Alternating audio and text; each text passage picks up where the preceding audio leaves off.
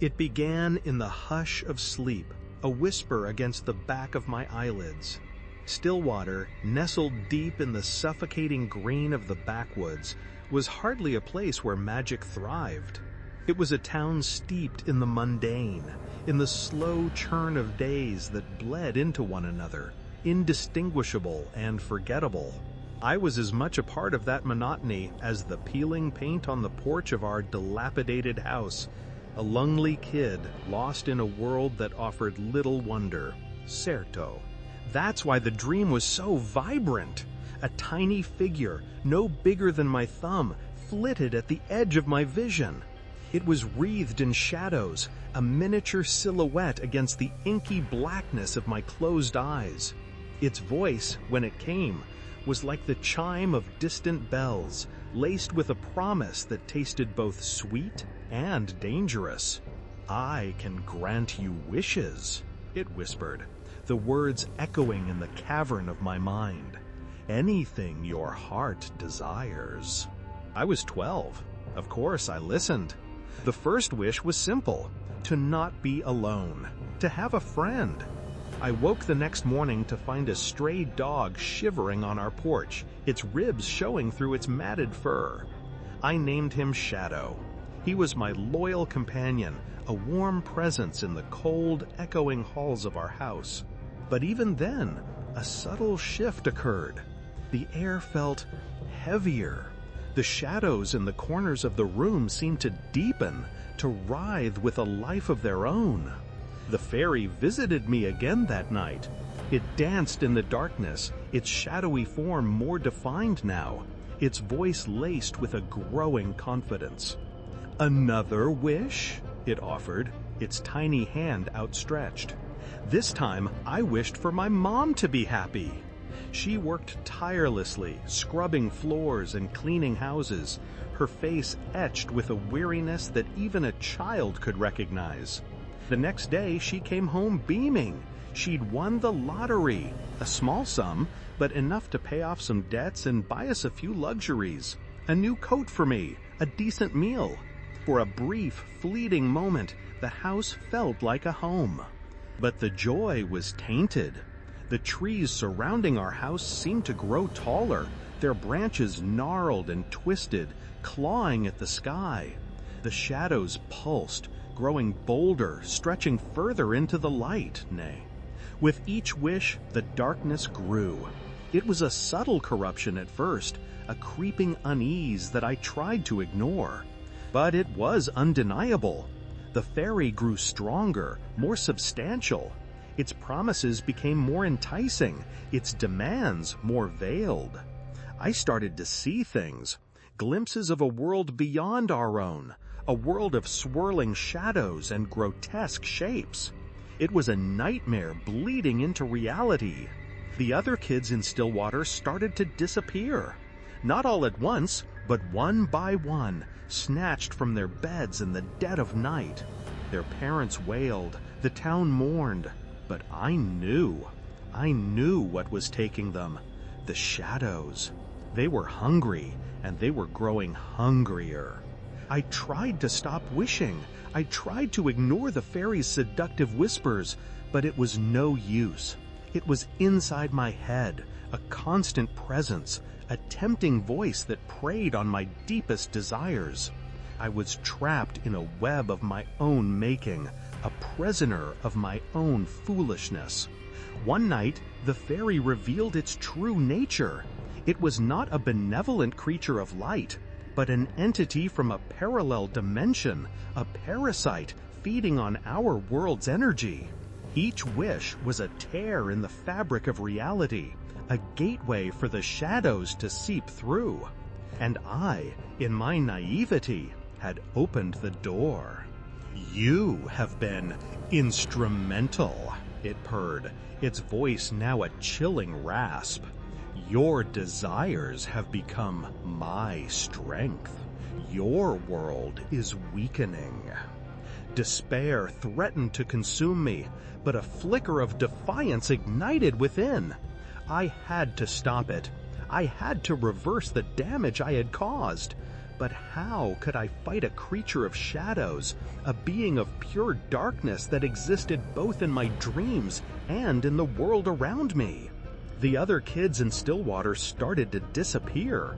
Not all at once, but one by one, snatched from their beds in the dead of night. Their parents wailed, the town mourned, but I knew what was taking them. I started researching, poring over dusty books in the forgotten corner of the town library. I sought answers in ancient folklore, in forgotten myths and legends. I learned of rituals, of wards, of ways to banish dark entities. It was a desperate gamble, a desperate attempt to reclaim my life, my town, my world. But the fairy was always watching, always listening. It knew my every move. The next time it came, it was different. The shadows around it writhed with a frenzied energy. Its eyes glowed with an unholy light. "You cannot stop me," it hissed. "Your efforts are futile. The darkness is inevitable."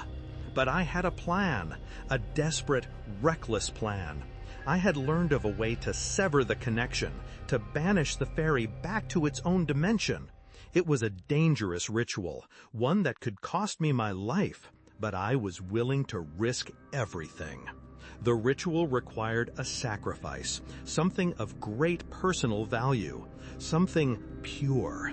I looked at Shadow, my loyal companion, the dog I had wished into existence. He was the only true friend I had ever known. Could I do it? Could I sacrifice the one thing that brought me joy in this increasingly bleak world? The fairy watched me, its shadowy form twitching with anticipation. It knew my weakness. It knew my heart. The choice was mine, and the fate of Stillwater hung in the balance. But even as I made my decision, a horrifying thought crept into my mind. What if the ritual failed? What if, in trying to destroy the fairy, I only made it stronger? What if the darkness consumed me entirely? The air crackled with an unnatural energy as I stared down at Shadow. His tail thumped weakly against the wooden floor, his brown eyes filled with an innocent trust that pierced me like a shard of glass. The ritual demanded purity, a willing sacrifice, and Shadow, despite being born of a wish, was the purest thing in my life. Tears welled in my eyes, blurring my vision. "I'm sorry, boy," I choked out, my voice barely a whisper. "I'm so sorry." The fairy, perched on the rickety bookshelf, let out a high-pitched giggle like the tinkling of broken glass. "Hesitation? How predictable. Sentimentality is a weakness, child. A weakness I will exploit." My hands trembled as I reached for the rusty knife hidden beneath my mattress. It was an old hunting knife, dull and worn, but it would have to do. I closed my eyes, picturing Shadow's playful nips at my fingers, the way he would greet me at the door with a wagging tail and a happy bark. "I can't," I whispered, the words a prayer, a plea for forgiveness. "I just can't." But the image of the disappearing children flashed before my eyes.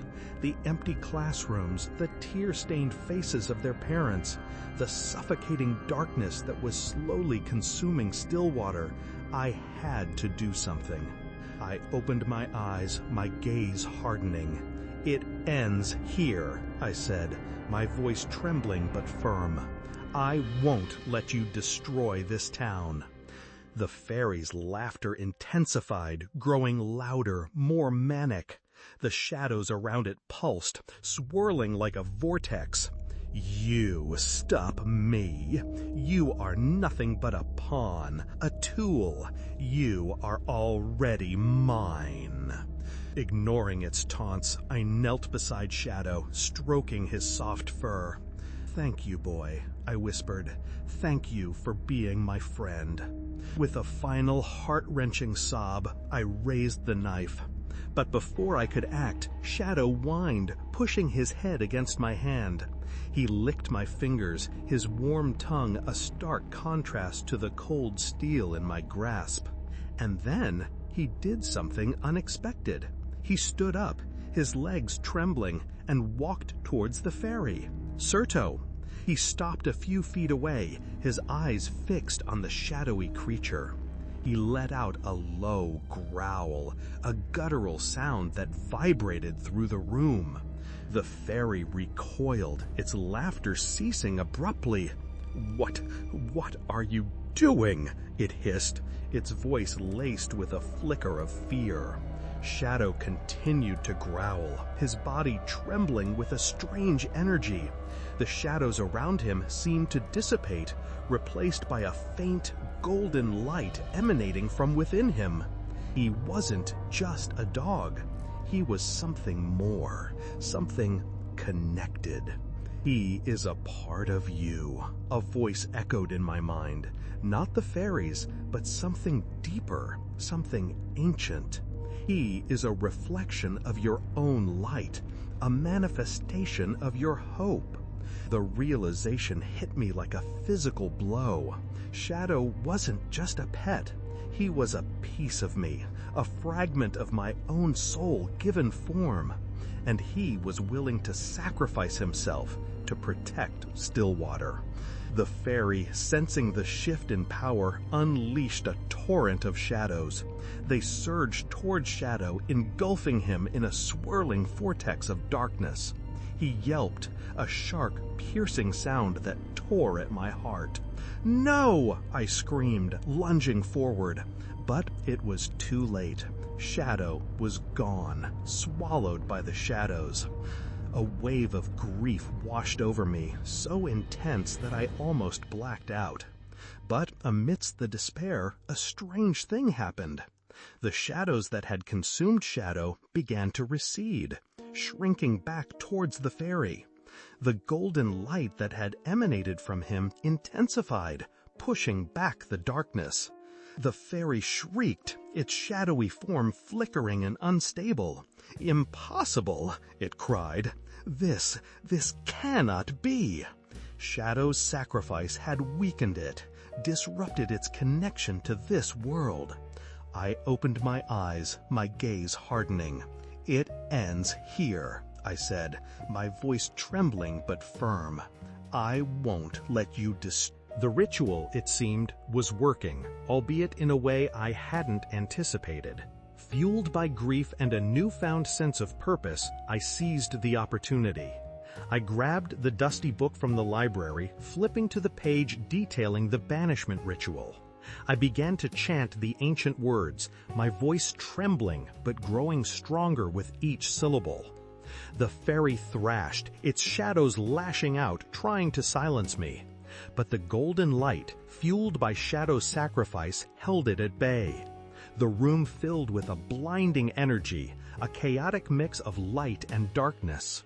As I reached the climax of the ritual, the fairy let out a final, ear-splitting shriek. Its shadowy form dissolved, collapsing in on itself until it was nothing but a swirling vortex of darkness. And then, with a final burst of energy, it vanished. The shadows receded, the air cleared, and the golden light faded, leaving me standing alone in the silence. Stillwater was safe, for now.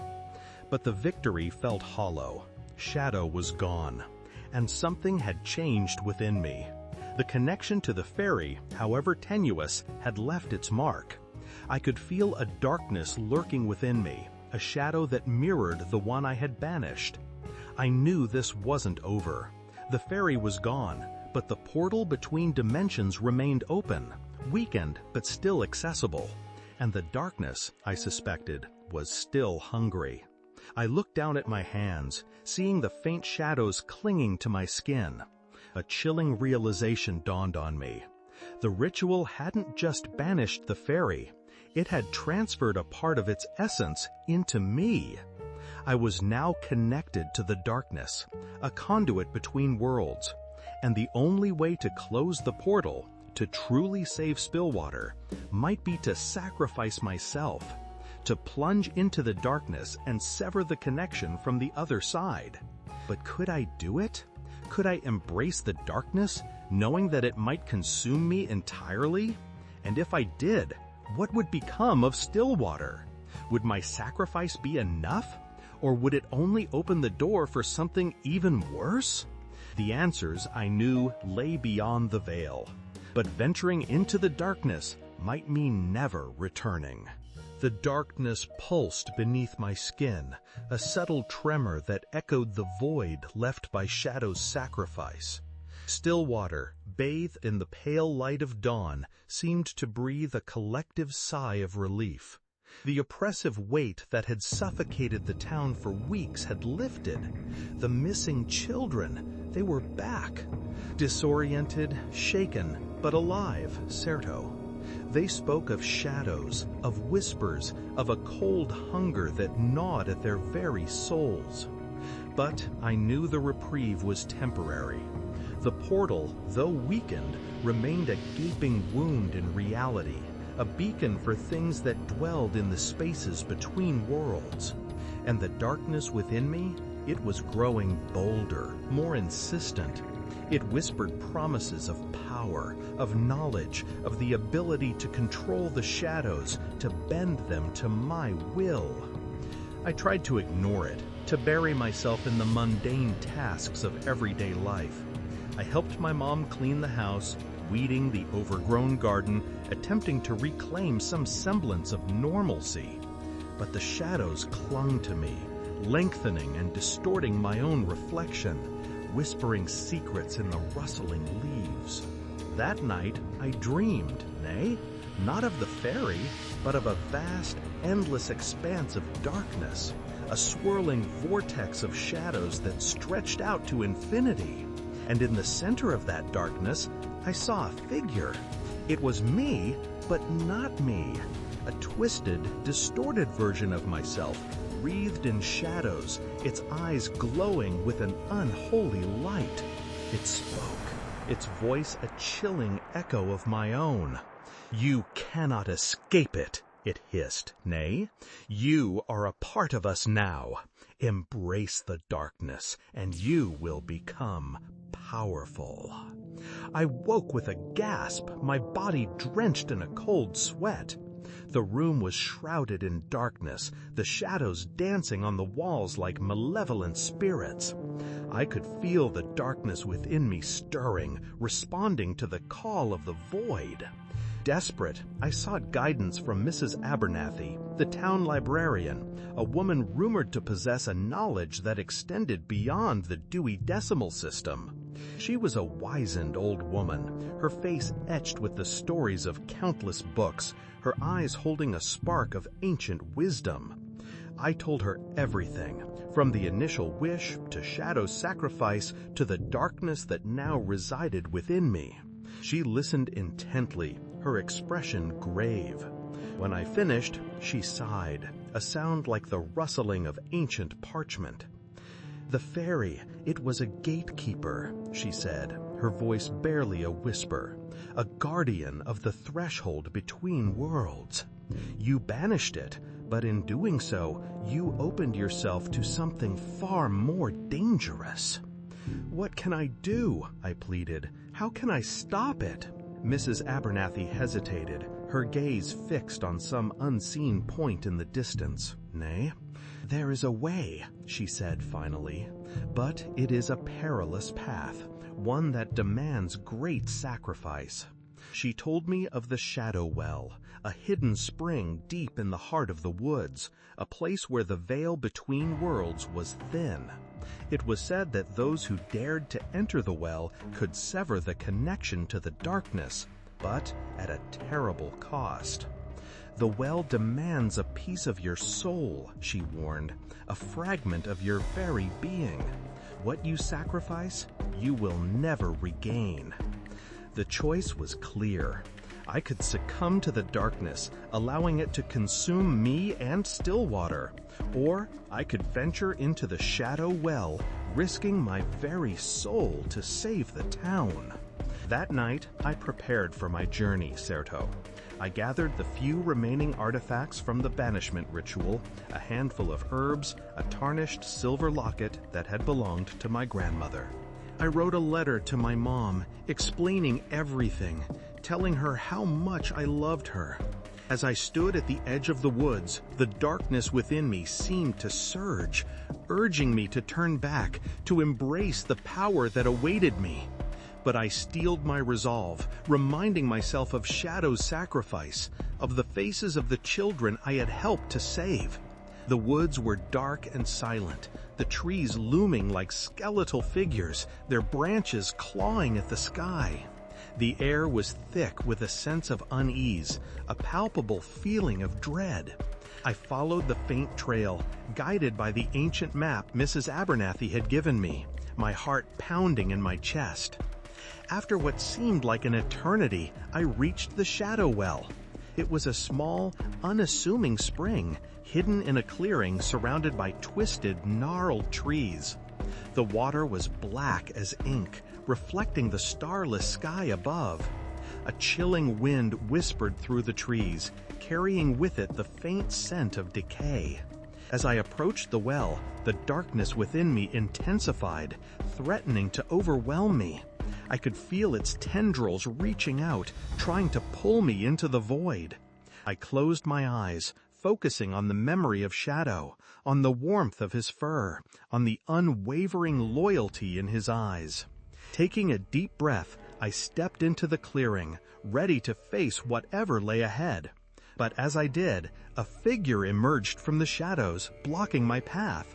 It was a young girl, no older than I was, her eyes glowing with an eerie light.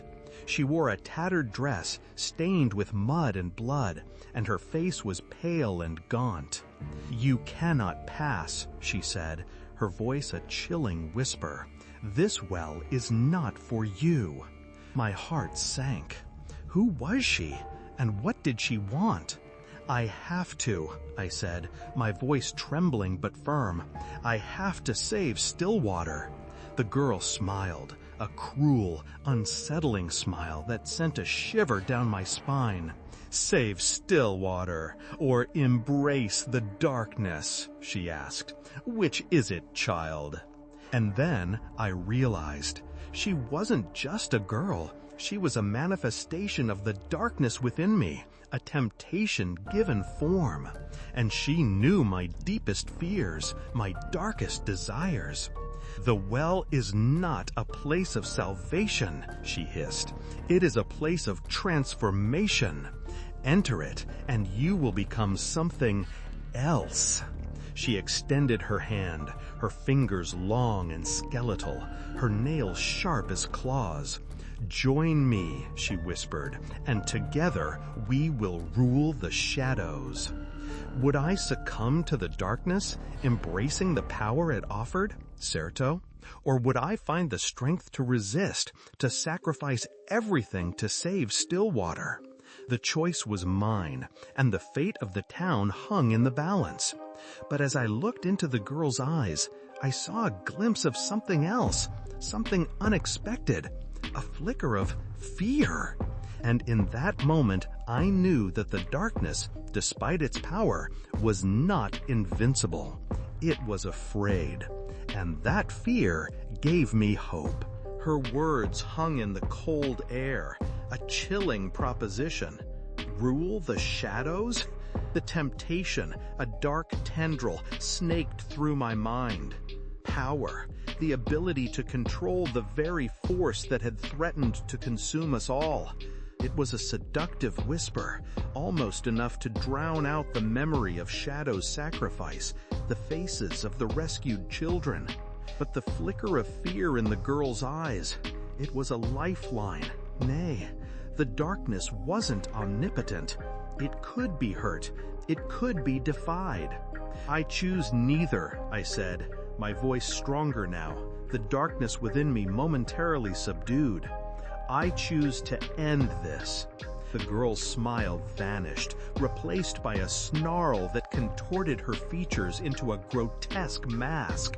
fool!" she shrieked, her voice rising to a deafening crescendo. "You cannot defeat me! I am a part of you!" She lunged, her skeletal fingers reaching for my throat. Certo. I stumbled back, narrowly avoiding her grasp. The herbs I clutched in my hand crumbled, releasing a pungent aroma that momentarily disoriented her. I seized the opportunity, throwing the tarnished silver locket at her. It struck her chest, and a jolt of energy coursed through the air. The girl recoiled, hissing in pain. The locket, a symbol of my grandmother's love, a piece of my past, was burning away the illusion, revealing the true nature of the entity before me. It wasn't a girl at all. It was a swirling mass of shadows, a grotesque parody of humanity, its form constantly shifting and changing. The eyes, once filled with an eerie light, were now burning embers of pure malice. "You cannot stop me!" it roared, its voice a cacophony of whispers and screams. "I am inevitable!" It unleashed a torrent of shadows, engulfing me in darkness. I felt the cold, suffocating weight of it pressing down on me, trying to crush me, to consume me. My strength was failing, my vision was blurring. But then I remembered Shadow. I remembered his loyalty, his unwavering love, his willingness to sacrifice himself for me, Certo, and a surge of defiance coursed through me, pushing back the darkness. Nay, I closed my eyes, focusing on the memory of his warmth, his presence, and I whispered his name. Shadow.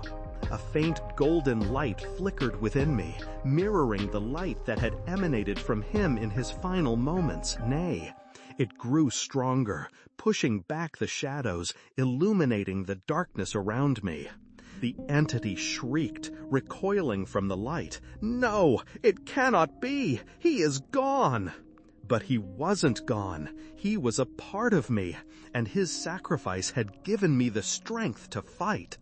I opened my eyes, my gaze fixed on the swirling mass of shadows before me.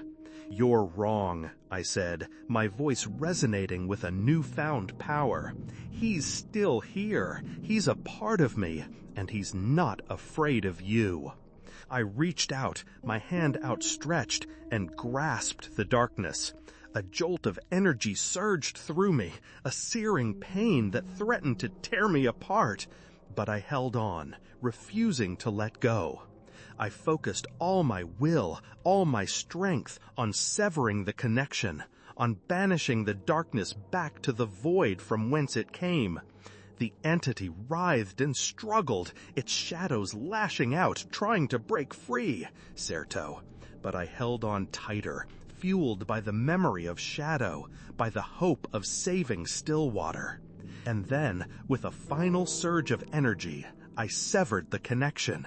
The darkness recoiled, dissolving into nothingness. The entity shrieked, a long, drawn-out wail that echoed through the woods. And then, it was gone. Silence descended, a profound, all-encompassing silence that was almost deafening.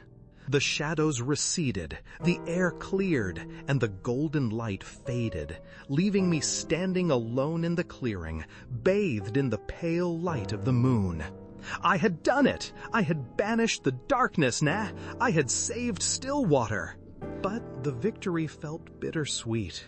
Shadow was still gone, and I was different. A part of me was missing, a piece of my soul lost to the shadow well. I looked down at my hands, seeing the faint shadows clinging to my skin. Certo. They were fainter now, less insistent, but they were still there. A reminder of the darkness I had faced, the darkness that still lurked within me. I knew this wasn't truly over, nah? The portal was sealed, but the connection to the other side remained, a fragile thread that could be broken at any moment. And the darkness, it was patient. It would wait. It would bide its time, nah? As I turned to leave the shadow well, a chilling whisper echoed through the woods, a voice that seemed to come from everywhere and nowhere at once. "You have won this battle, child," it hissed. "But the war has only just begun."